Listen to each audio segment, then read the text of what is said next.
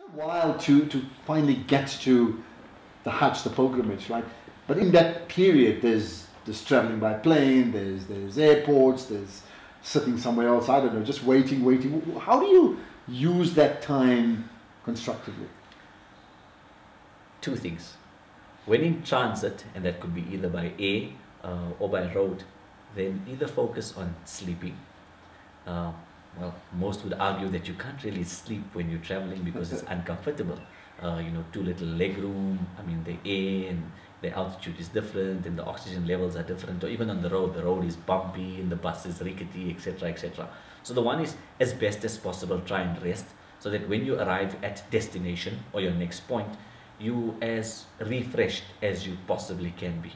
And the other, which I'm sure more than most people would love, is eat. So eat and sleep.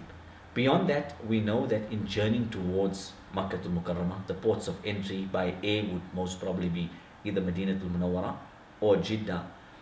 One, in most instances, traveling from different parts of the world would spend some time at one of the transit hubs of the world.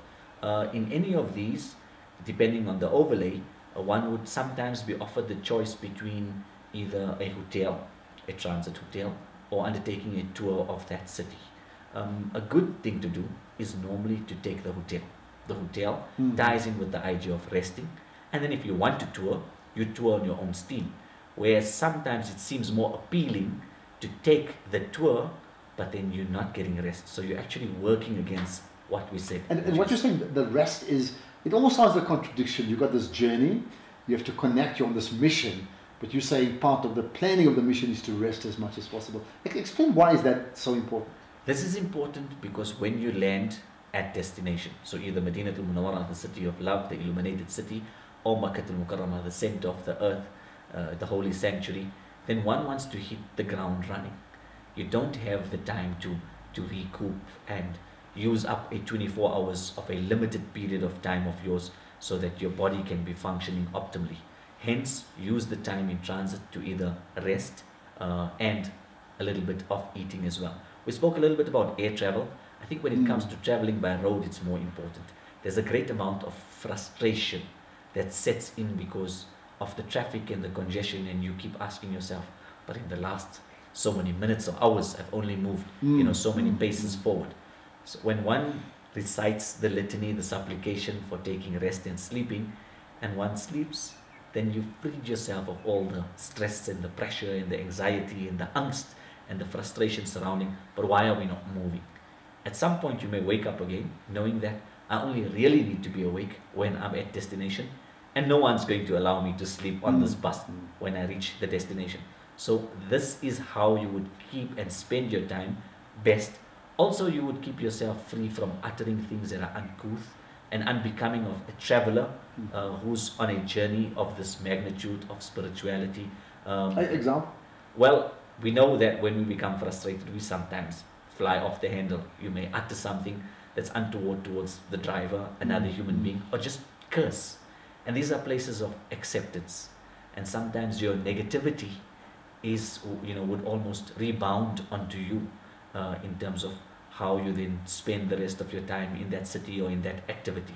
So it's best that you free yourself from all of this by taking rest, by shutting off all of your senses, so nothing can distract you from the ultimate mission that you spoke about, which is what you want to achieve when you reach that destination. But there's this phrase called spiritual forex or currency, which is very important, and hopefully people will ingrain it into their lives. Can that not be applied during the journey? Because you actually do have lots of free time.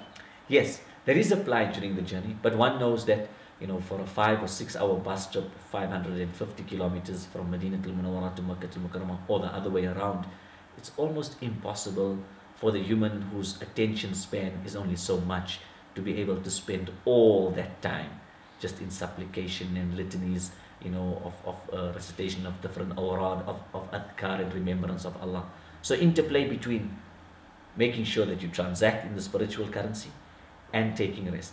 And that way you can keep your focus towards what the intention and objective of your journey is, as opposed to start worrying about fidgeting with some device or something that's going to take your mind away from the purpose of this journey. Islam always speaks about, actions being judged by intentions. Can you therefore use sleep time and formulate that as an ibadah, as an important strength building exercise for the pilgrimage to come?